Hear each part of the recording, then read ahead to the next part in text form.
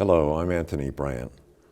We're in the midst of yet another interview with somebody interesting on the east end of Long Island.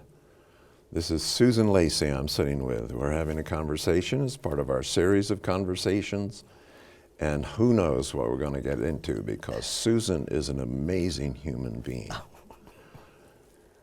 She is the creator of American Masters on PBS. It was her idea. She put it together.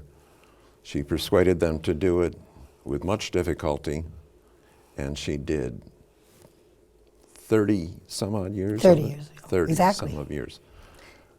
There's over 200 of them, right? Yep. When I left, there were like 250, I believe, was the number. Right, and they're still doing them. Yeah, I'm proud of that it's still going. Yeah. And then she heard the call of a greater opportunity with HBO. A different opportunity. Different opportunity. Well, all of them are yours now. You do them. You direct them. You produce them. You do the whole thing. And well, I have a good team, too. Yeah, of course. None of us do anything alone. No, even me. And that's what we're going to talk about. So welcome, Susan. Thank you. I'm delighted to be here. Well, it's great to have you here. I've been trying to do this for about a year now. Well, I'm in between films at the moment, so it's a good time. Yes. What are you going to do next? Do you know? Don't know. I'm weighing many different options, and I really don't know.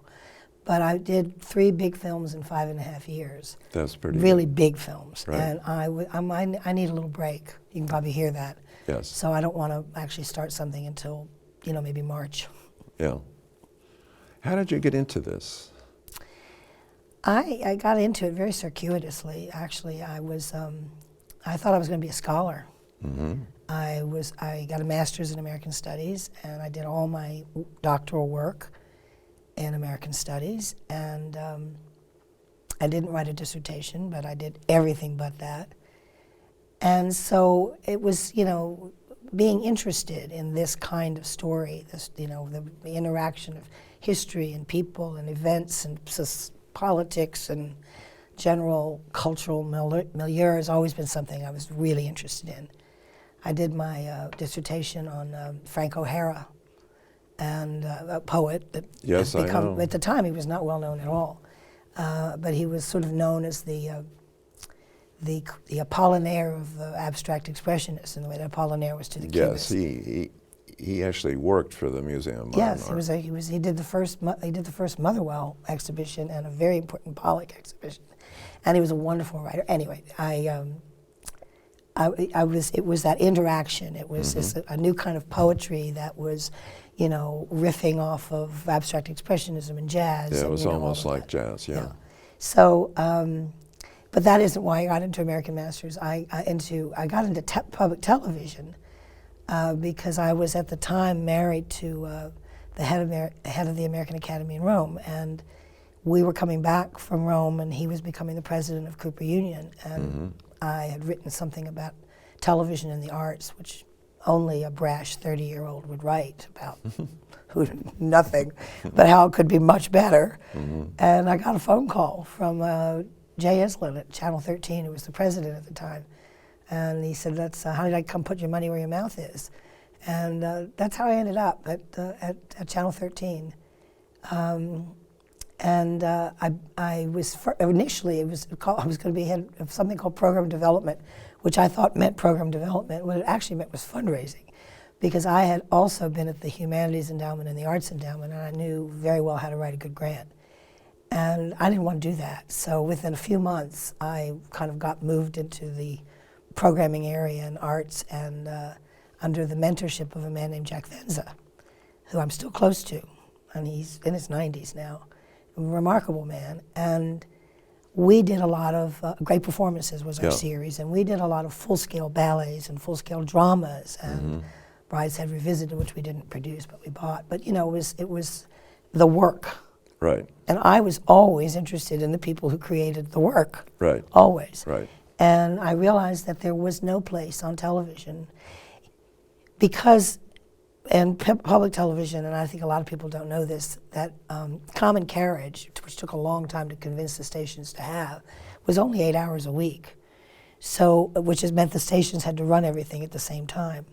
So if you didn't have one of those, things were bundled. So there were series that were nature and Frontline, and almost all the programming came out of that. It was very, very difficult to get a single film on, except at 4 o'clock in the afternoon or something.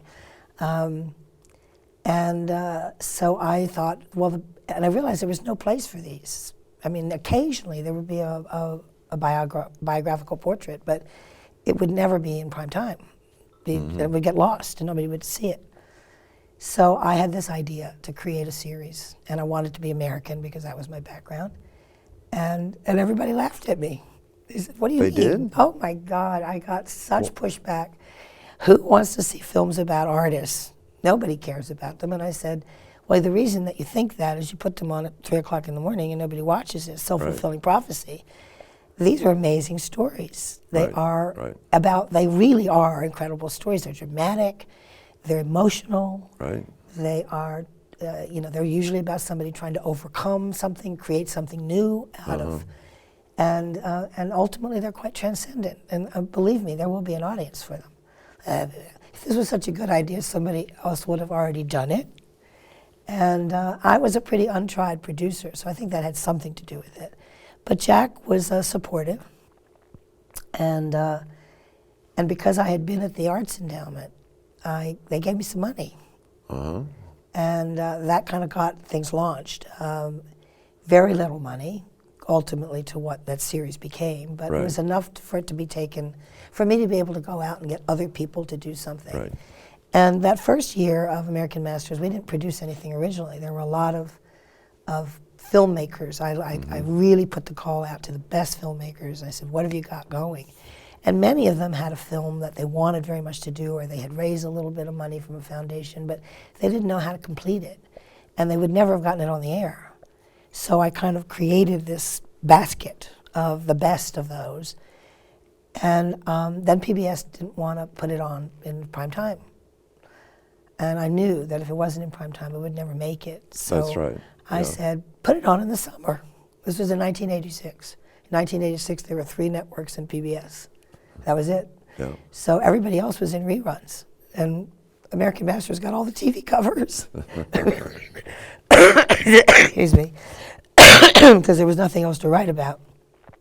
And from the very beginning, the critics loved this series because it was meaty, and I had great films, and none of which we had made, but I had been involved in helping to get them finished. Like The Unknown Chaplain.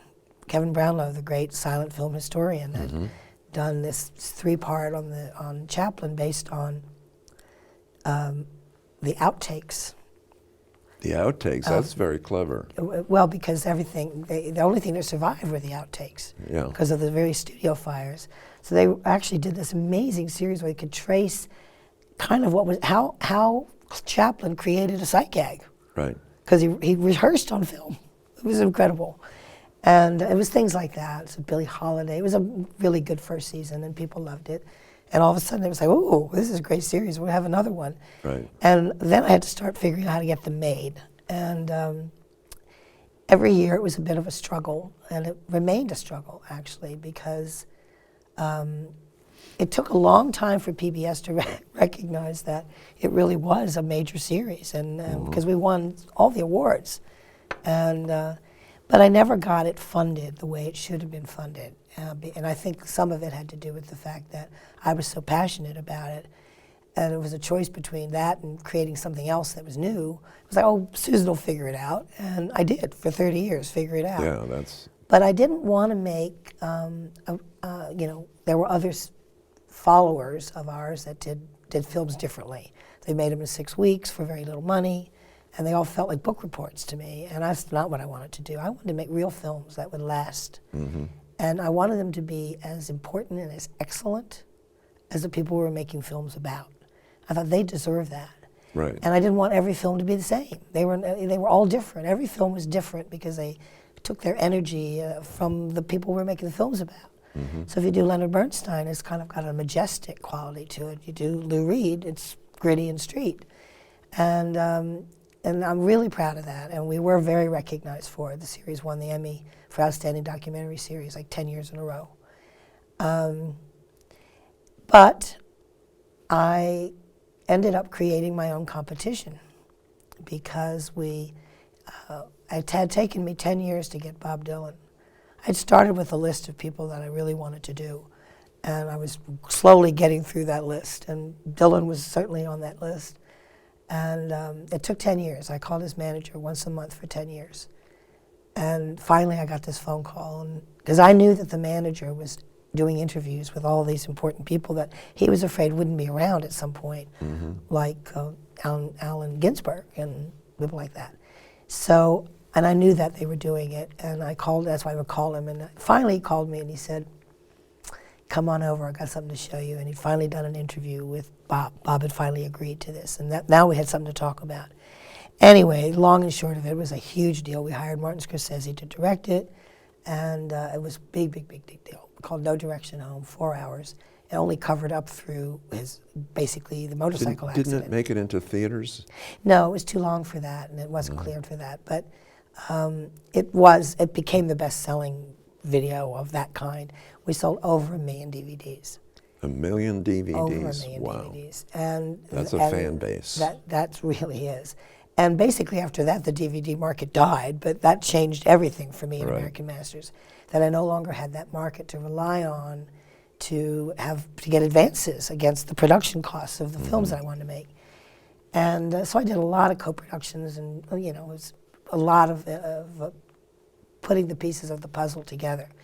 But once that happened, a lot of other people, now there were tons of people out there making films, and it wasn't just PBS and 3 networks, and they all went, hey, this is popular stuff, you can make money on that. And they had a lot more money, meaning that they could license these films for what it would cost us to make them. And so it became almost impossible for me to continue to put the sort of huge kind of films I was putting together that I wanted to be real movies. So when I got a phone call from a man who ran HBO at the time, Richard Plepler, saying, oh, and along the way I became a director. Right. And I directed, 6 to 8 films, I can't remember. And the last one that I had directed was on David Geffen, and that got a lot of attention from Hollywood. And so I got this call from Richard Plepler, but the reason he called me is he'd seen my Leonard Bernstein film, and he thought it was the best documentary he'd ever seen. And we had lunch, and he said, you should just be making films. You're really talented, and we'd love to make a home for you here. And I said, well, that's wonderful, but I have my own series. Why would I do this? And he asked the fundamental question, aren't you tired of raising money? And I went, yeah, I am kind of tired of raising money. So I sat on this contract a long time because it was very emotionally painful for me to leave this series. I mean, I loved it. It was a passion. And I love doing it, and I love working with great filmmakers. And I had all these other filmmakers who were making films, and I learned a lot from them. Anyway, I made the move, and I no longer have to raise money. Who knows what will happen in the future, but right now I've been very happy. HBO has been a great place to be. But he just left, didn't he? He did, in the wake of the AT&T purchase. Yeah. I don't want to speak for him, but I think he chose to leave. Is that going to make a difference, do you think? I don't know yet. I don't know yet. I don't know the new people. Right. I haven't met them. The doc people are the people who run, the 2 women who run docs I'm very close to, so I hope that won't change, but you never know. When there's an acquisition like this, and the people all the senior people have left, it could be a really big change, but I don't know. I hope not. I hope it won't affect the quality and the commitment to quality that HBO has been about. No, that would be a disaster. No. Because it really is the premier place to go and to watch. Although frankly, I don't watch much television. I mostly read. but I'm a writer, so. I get that. There is actually more and more good stuff on television. I know. But very well written stuff on television. It's like the golden age. It's like a second golden age. Yeah, but I write poetry. I don't write. And I love your poetry. Well, thank you. But, and people, my friends, make fun of me because they watch everything. I don't know how they find the time to do that, but they, oh yes, we saw that. They always want to be the first to see something, and I could care less. I think I know some of those people. Yes, I'm sure you do. But I will say you should watch The Crown because you will love it. It's so well written and it's so interesting. The Crown. Oh, I did watch the first 2 episodes. Or the Of first season 2. 3? No, I watched the first 2 seasons. Oh, okay. Watch season 3. Okay. It's great. Okay. So you never dreamed, let me get this straight, you did not dream of becoming a filmmaker when you went into American Studies. No. You didn't get your PhD. I did everything but the dissertation. I ended So up did I. getting married. Yes. I married my boss. Well, My boss at the Arts Endowment. Yeah. Excuse me, not my boss at Channel 13. no, I went to Columbia, a master's degree and then a PhD studies whole thing, and I ran out of money and I had to get jobs, and you can't be a PhD student and have a working life at the same time. I got married, I had 2 kids. I had to support these people, you know, and we were living in crummy circumstances in New York, and so that was the end of my academic career. But I'm still like that person. Yeah, well, I am too, actually. I always say I should get my PhD for creating American Masters because I've created this That's incredible right. That should archive. serve as your dissertation. But anyway, it doesn't matter after a while, does it? But I really was I thought I was going to be a scholar. I was a really good student. I loved school. I loved being in the library. I loved being surrounded by books and finding this, and this book would take me to that book and that. That's right. And there's a great pleasure in the search for answers. Yes. In a library. Yeah. And I knew it when I was in college. I went to the Women's College of the University of Virginia, and I was the editor of the paper for 2 years.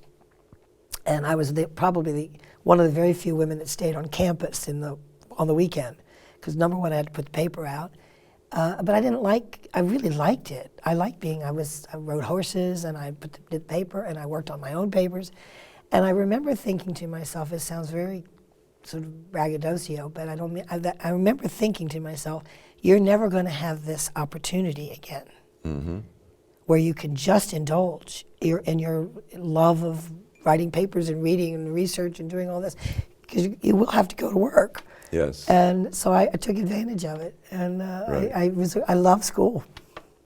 No, I loved school too. And I was sorry to leave, and I kept up studies for a little while after I got a job. I got a very unusual job, and which entailed writing. I was a business historian for a while. But business is not me. That wasn't what you wanted to write about. No, but I learned how to do it, and that was a great education, is to learn how to do something that you have no affinity for.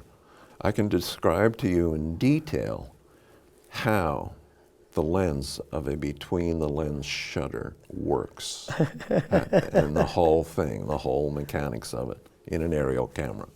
Well, that's fantastic. I thought it was fantastic. That's useful. You never know when that might come in really handy. So from there, I mean, our lives are accidental, aren't they? They really are. When I think about even graduate school, I was working at the Humanities Endowment at the time, and my job was to write an abstract summary of every grant that had been given at that point, which was, of course, manna from heaven for me. I got to read all these great grant files and learn all this stuff, and write an abstract summary that would fit on a card about this big. And it was really honed my writing skills to do that, and I did a good job, and I learned something every single day. And these NEH grant files would be this thick. I mean, it was like getting an application was writing a dissertation. And it would be from the Kyrenius ship expedition of excavation or whatever into the poetry of, so-and-so from 1840, it was great. But it was a summer job, and I was going to go to graduate school. And I didn't have the money, so I was taking out a loan. And I don't think my boss knew that. And he said, we'd really like you to stay. And I said, and work, stay, because you haven't finished it. There's still more to do. And I said, yeah, but I've got to go to graduate school. And this is the first time somebody said, how are you going to pay for it? And I said, well, I'm taking out a loan. He said, well, if you stay and work 20 hours a week, we'll put you through graduate. We'll pay for it. Really? Yeah. Nice. So the NEH paid for part of my education, and then I moved over to the Arts Endowment, and they paid for the rest. Wow. And then I ended up marrying my boss. And then Unexpected. Unexpectedly. Then we moved to New York, and he was the head of the American Academy in Rome, so we were back and forth between Rome Right. and I was really young. So, How young? well, 24, 25. I mean, I wasn't a That's teenager. young, but that's not real young. Yeah, it felt young. Oh, yeah. Because anyway. But had that not happened, who knows? Life is a series of, and you have to be open to it too. You have to kind of go where it takes you. And that's what I did. I just kind of went along with things. How long were you in Rome? We never lived full time in Rome. We moved back and forth between New York and Rome. He was the president of the academy. The director lived there full time, but we would go in the summers when the director wanted to take off. And oh my goodness, it was wonderful. I loved Rome. I loved everything about it. It was a wonderful way to live there. I know the current head of the American Academy in Rome, and he said it's not the same. We had our own villa and cooks and drivers and upstairs maids and downstairs. I mean, it was amazing. Luxurious. Very luxurious. But I couldn't do any work there. I had a baby, and we had to give a dinner party every night. Every night? Pretty much. Wow. And that was the job. To whoever was interesting, and you kind of created. And I didn't speak Italian, and I had lessons every day, which didn't amount to very much. But I couldn't carry on an intelligent conversation with a Roman historian or something, But anyway, it was fun. But I think when my first husband was approached by Cooper Union, I was like, oh, let's don't go. It's so nice here. I love it here. And he was wise. I think he thought, this isn't going to be enough for you at some point. And it wasn't enough for him. He kind of felt out of the center of things. So we full-time settled in New York, and I went to work at Channel 13. Oh, wow. Well, oddly enough, I wrote a piece about the history of the American Academy in Rome. No. Yes. From what years to what year? It was the 125th anniversary, was it? Or the 100th anniversary or something? Which would have been what year? I mean, I'm not probably know more about it than I do. It was for connoisseur. No, it was for town and country. I think about 1990 something. Oh, so Adele Chatfield Taylor was the head. Yeah, I didn't get to go. They didn't send me there. But I had been in Rome. We traded houses for a sculptor named Cook. Do you remember that name, Cook? Anyway, he was living in Rome ever since World War II when he was a veteran. He wound up there. And he made sculpture, very large sculptures.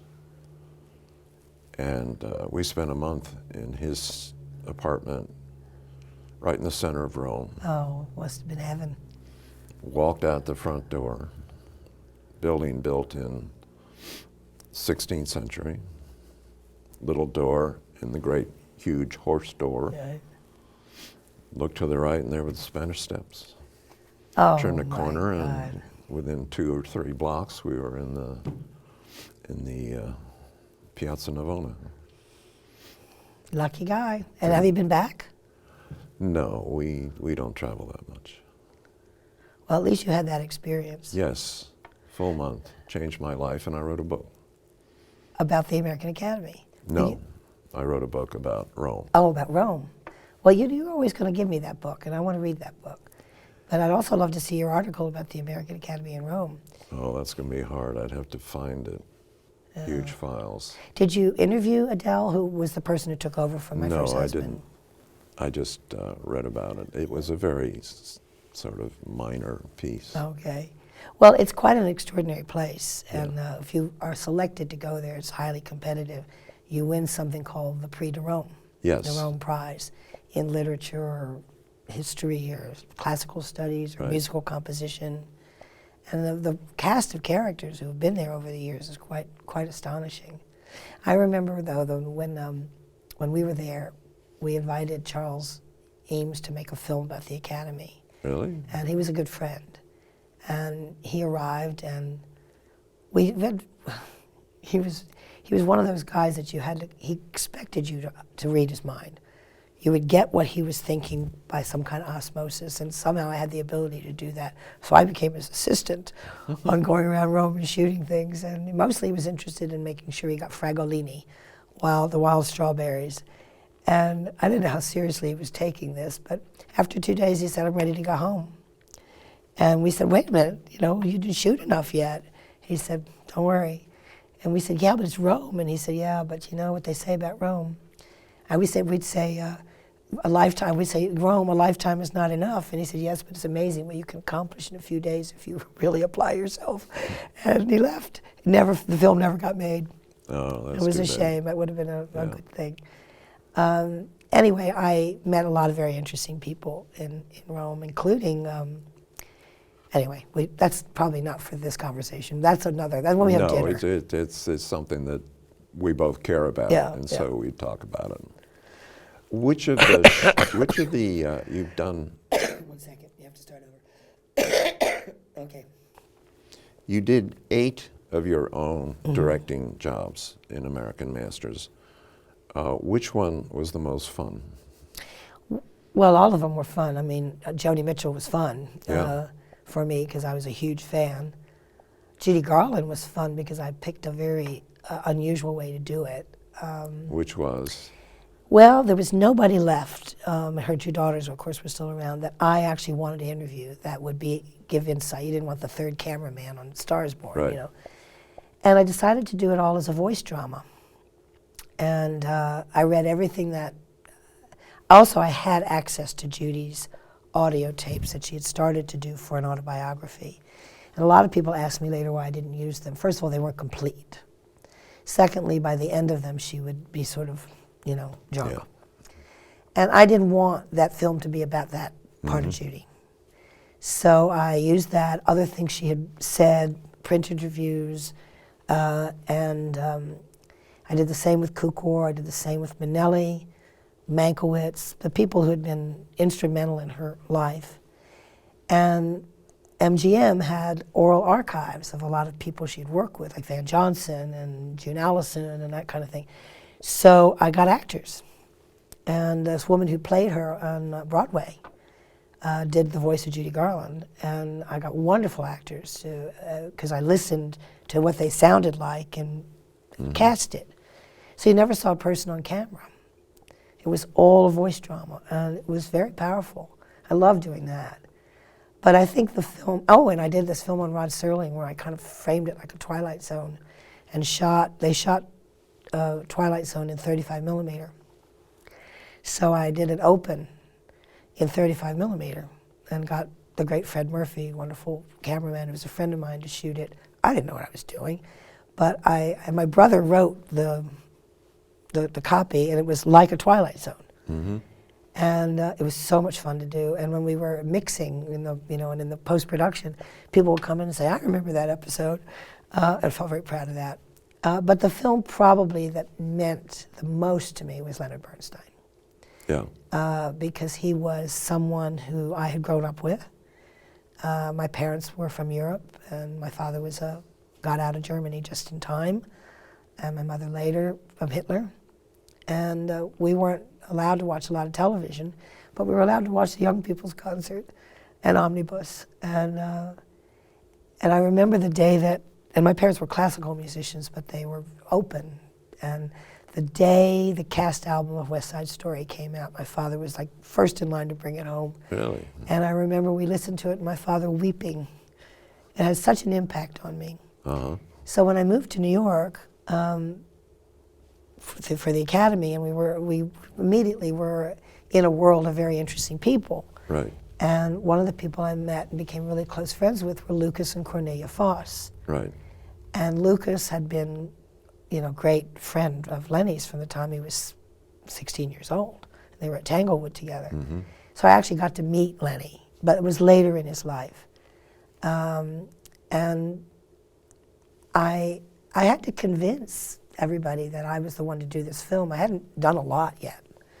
And, but I knew I was the right person to make this film.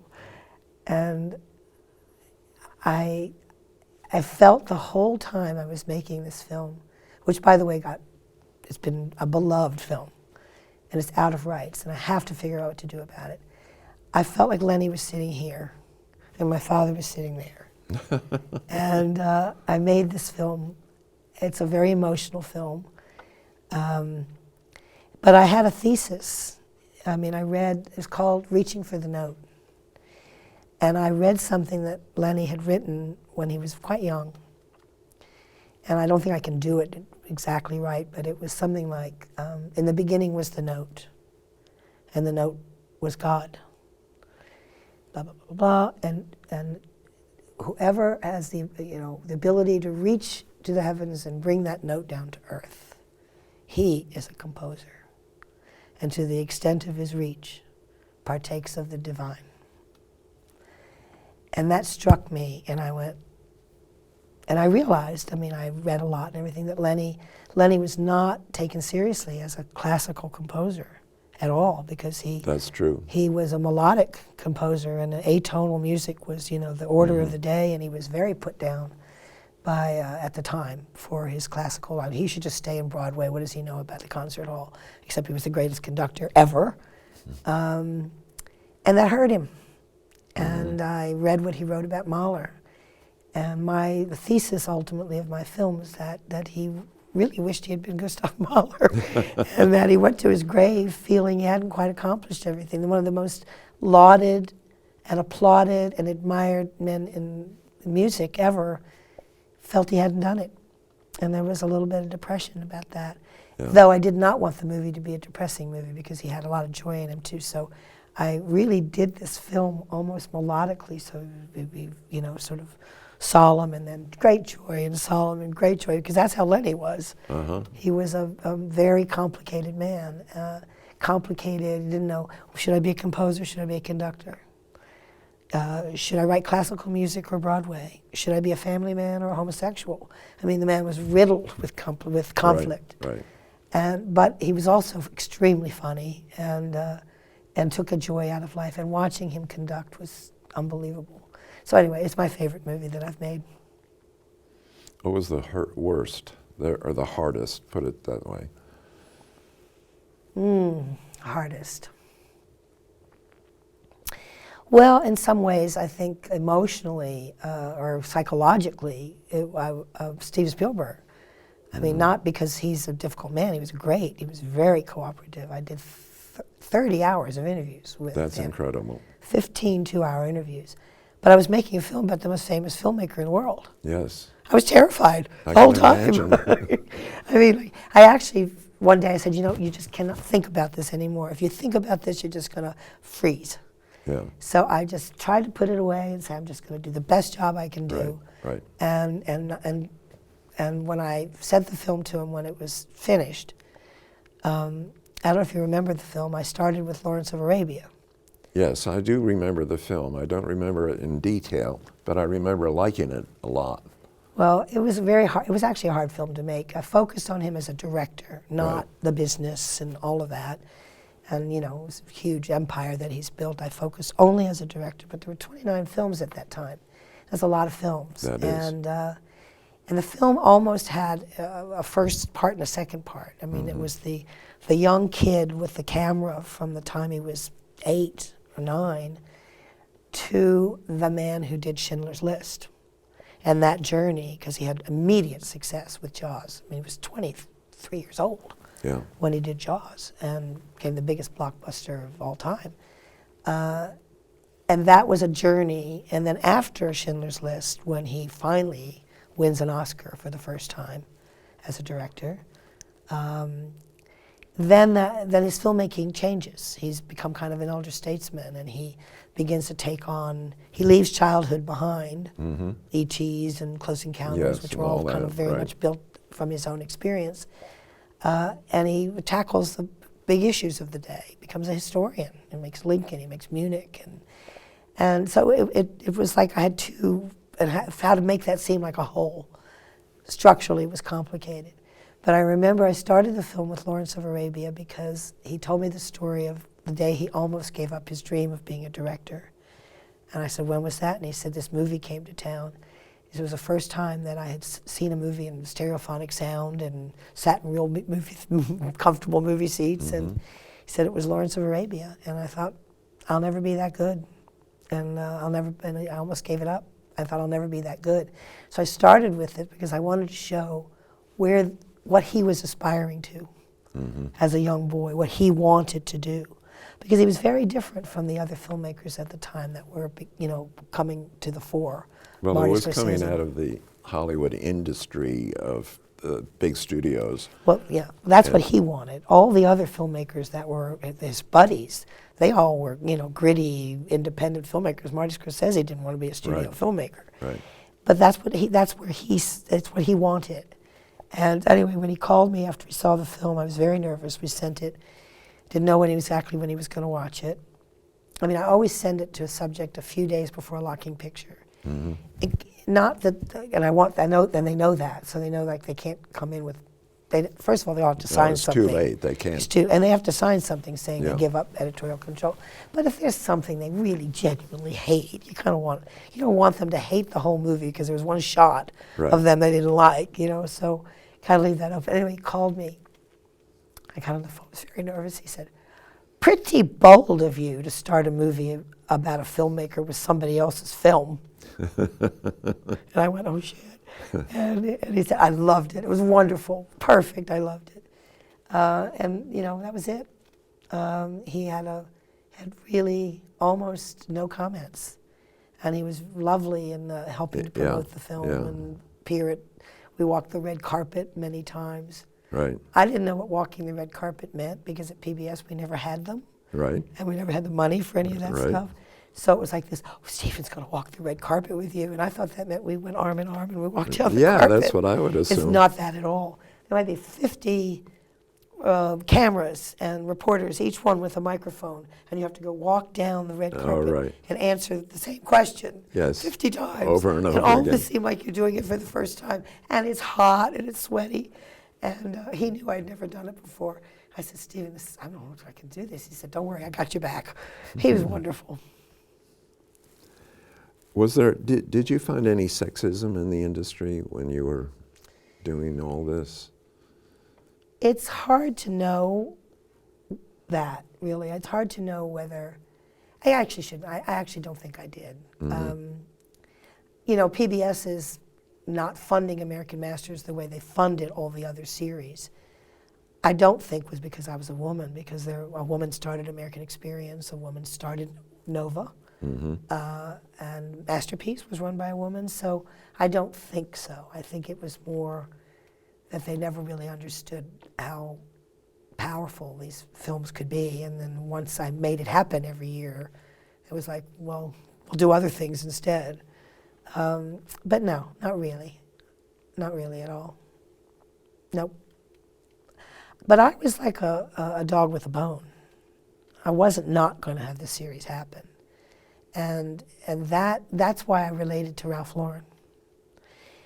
I'm not Ralph Lauren, excuse me, I didn't build a billion-dollar empire, but he, from the very beginning, had naysayers and people who, Well, he started small. He started small. With ties. But when Bloomingdale's said, "We'll take your ties if you take your label out and make them smaller." Yeah. And he said, well, No. he walked away. Yeah. And he didn't have any money in the bank. He was a young guy. He didn't know where that was going to go, but he believed strongly in his vision and himself. And look where that went. I mean, I didn't become Ralph Lauren, but I really believed in the importance of creating a cultural library. A library of our cultural history. Yeah. I believed how important it was, and I wasn't going to not have it happen, no matter what. I remember once, and I'm not going to tell you exactly what it was, but a film I really wanted to do, and it was going to cost a lot of money, and 13 was reluctant, and whatever, and I said, I'll mortgage my house, and then I'll own this film. They went, okay. I mean, that's how strongly I felt about it. That's dramatic. Yeah, very dramatic. And I didn't know what they were going to do, but it was sort of the Bloomingdale story, you know, Right. kind of put it on the line. Yeah. Well, you are yourself an amazing story. You realize that, don't you? No, not really. But no. you are. You've done so much. Think of all those shows that you... No, I'm very proud of it. I am very proud of that legacy. And I'm very proud that the series is still ongoing. Right. And it has survived my leaving it. Yes. And which was about 6 years ago. And I think my successor's doing a very good job. But I don't know that the vision, I think, has become more focused on digital, which, of course, everybody's doing. And I'm concerned about that library because it costs a lot more money to clear things in perpetuity than to clear them for 10 years. And at the beginning, I had no idea how long this series was going to go. 10 years seemed like a long time. And we didn't have the money. It was like, get it made, you know. And now so many of those films are out of rights. And that, it would be a tragedy for them not to be held together in some way. I'm hoping one day some genius bajillionaire recognizes the importance of this and puts up the money to re-clear all these films in perpetuity. But if nothing else, they should all be housed someplace. Yeah. So, you know, that should happen. Well, that's what I'm trying to do here, is to create an archive. Right. It's a very small archive, but nevertheless an archive of people like you. And I've done a bunch now, and it gives me pleasure. I don't get anything out of it. There's no money in it for me. I do it purely out of just the fun and love of doing it. Well, and you do it very well. Who are some of the other people? Paul Davis, Bob Caro, Tom Harris. I did the first TV interview he's ever given. We're close friends. These are all friends. And they're all, well, Paul and Bob are friends of mine too.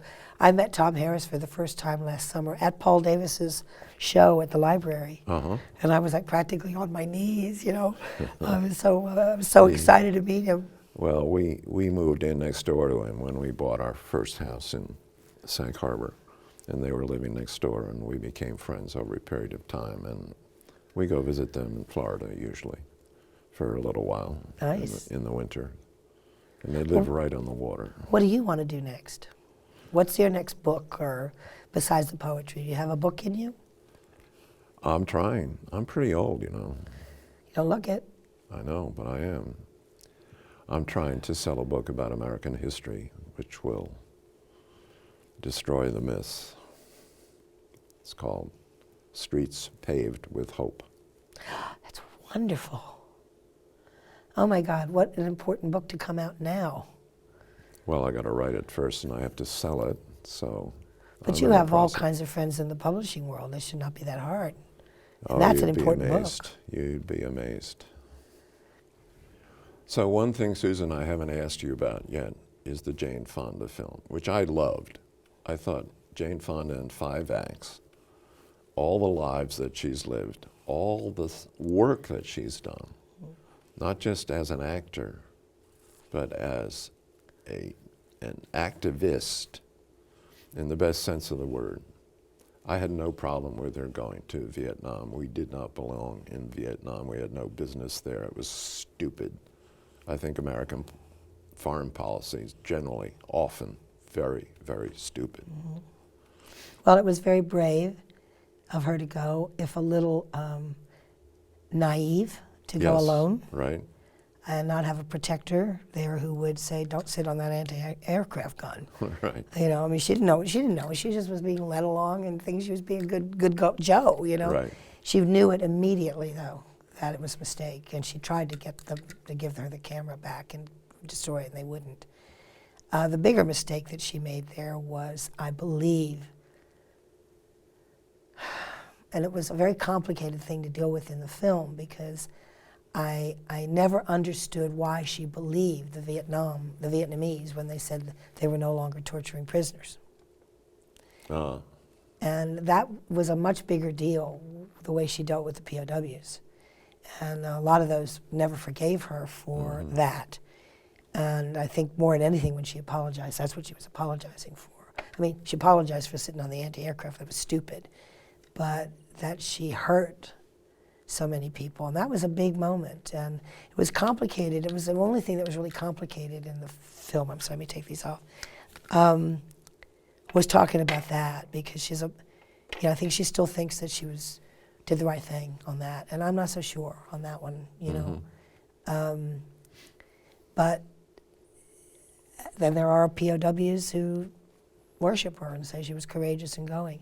She was fascinating to make a film about. I loved making it, and I came up with that structure, Jane Fonda in 5 acts, to a large degree because her own book, My Life So Far, she didn't divide it into acts, but towards the end of the book, or at the beginning of the book, she says, I'm writing this book because I want to understand my first 2 acts, so I know how to live my third. And so that notion was in my head about acts, and I thought, well, hers isn't a 3-act story, it's a 5-act much story. more complex. And she's the first to admit that, the first part of her life was about getting out from under the shadow of her father. I can imagine that was extremely difficult. And he wasn't that nice a man. No, I mean, he was a Midwest stock, kind of, as she would say. He had a very hard time expressing his emotion. I don't think he actually ever told her he loved her, but he did. I mean, when Tom Hayden is talking about that, he said you could feel it, but the fact that he never said it to her is its own kind of tragedy. But you don't outlive those kind of disappointments, and that, I think, led her into feeling insecure about herself. And I think each of the 3 husbands were all part of her development. Yeah. So the first act is Henry, the next 3 acts are the 3 husbands. I'm saying this for the benefit of the audience. And the last act is Jane. Yeah. And she very much will admit that she became the person that each of her husbands wanted her to be. And that didn't mean it was inauthentic. I think she enjoyed that Barbarella phase of her life until it was no longer interesting. And her eyes began opening up to what was going on in the world, and she wanted to be part of that. That led her to Tom Hayden, where all of a sudden she goes from being Barbarella to wearing prairie skirts and no makeup and straight hair, and it's actually funny in a way.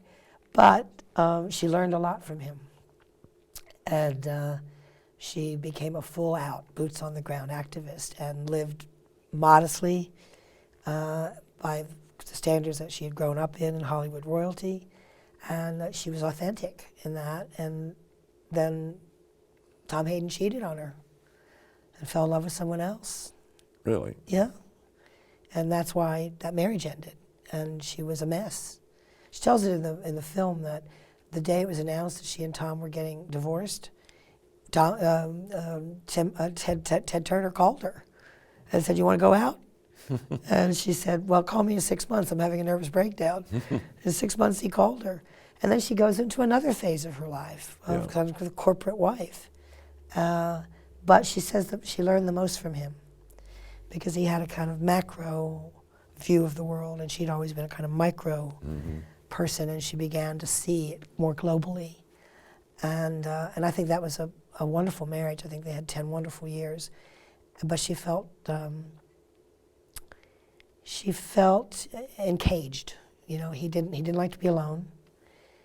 Wouldn't be alone. So if she had to beg to go off to the women's conference in Beijing, and then there'd be somebody else there that night, and and I think that wore thin. But also, I think having to ask permission to be able to go to a conference you want to go to. And she's Jane Fonda. And she's Jane Fonda, and she says, I became a feminist while I was married to Ted, and that wasn't going to work. No. So I made the hardest decision of my life, which was to go out and be on my own and not rely on defining myself through who I was married to. And she became, so the last act is Jane. And I must say, when in all the screenings around the world of this film, when that comes up, people are, yay, applauding. Particularly in France, it was incredible. It was like people were on their feet, yay, Jane, finally Jane. But she will define herself still today as a work in progress, that you never stop learning. And I think that's what keeps her so amazingly sharp and alive at 82 now. She just, in her birthday's in December. I wished her a happy birthday. But, she puts her money where her mouth is. She moved to Washington for 4 months in order to stand in front of the Capitol every Friday. And get arrested. She stopped being arrested after a while, but to bring attention. She understood that she could use her celebrity to bring attention to things that other people couldn't. And it's sometimes, she'd much rather be at home. I'm sure she would have rather spent Christmas in her home and instead of a hotel or whatever it is she did in D.C. And I know January 10th is her last day of doing this. And I don't exactly know why. Maybe she's going to the last season of Grace and Frankie, probably.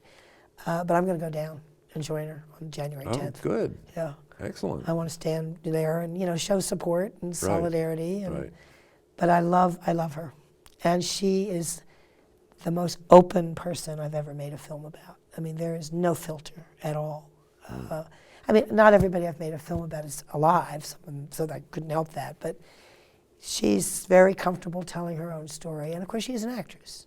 So I'm not saying that these are acted, but she's used to talking. Right. And she's used to being on stage. She's used to being on stage. And I did 12 two-hour interviews with her, 24 hours of interviews with her. But I also went to things with her. I went to her boarding school for a reason, because the boarding school is where she felt safe for the first time after her mother slit her throat and her father didn't want her around, basically, and she found a home there, which helped her a lot at that time. Anyway, I went to various things with her, so I spent a lot of time with her. And I grew to admire her enormously. Well, I admire her willingness to use her own celebrity to open herself to that degree for a cause that she may or may not have any effect on. But she's using it. She gets the publicity. I don't know the ultimate effect of that, but it's brave. Well, I think she's inspiring a new generation of women, and that's really important. Her most important thing in life right now is women's solidarity, and using it to help bring up the next generation of women activists. And I think that's happening. I think she's doing that. She was the only celebrity that went to Standing Rock and delivered Thanksgiving dinner, served it up. Think about that for a minute.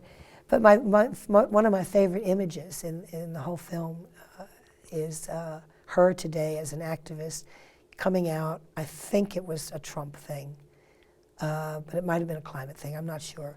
And her granddaughter is in front of her, and her hands are on her shoulders behind her, and she's very gently moving her granddaughter into this. And it's just so moving. Every time I see it, I want to cry, because that's important to her. And, I don't think that Jane wants to stop for a minute. I think she would I think she'd rather, drop in a protest line than, quit. Right. Say, I've had enough. I'm old enough. I don't have to do this anymore. Yeah. Well, I'm 83, so. Oh, she might have just turned 83. I think it's 82. But, if you saw in the film, she does do a lot of exercise. But not the kind she used to do. It's mostly about ropes and pulling and more Pilates kind of stuff than aerobic. She's past that. But she also admits that she's had every body part replaced. So, she's a wonderful woman. And I wanted to make that film. There was question, like Jane Fonda, first. I said, trust me on this one. This is going to speak to women everywhere. Right. And not just women. Interesting enough, it's also spoken to many men. We had the screening at Sundance. That's where it premiered. There were men visibly sobbing in the audience there that night. So it isn't just women. It touches, I think, particularly the pain of trying to reach an unavailable parent, I think touches a lot of people.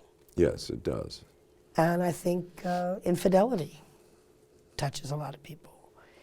And insecurity, body image, difficulties with your children, reaching them. So there was something, I mean, there was hardly anything in the film that she hasn't experienced that somebody wasn't going to identify with, and that's why I wanted to make the film, because I knew that it was going to reach a lot of people and be helpful. She said in her book, I'm telling my story because if this all can happen to me, and I survived, I need to share this. Right.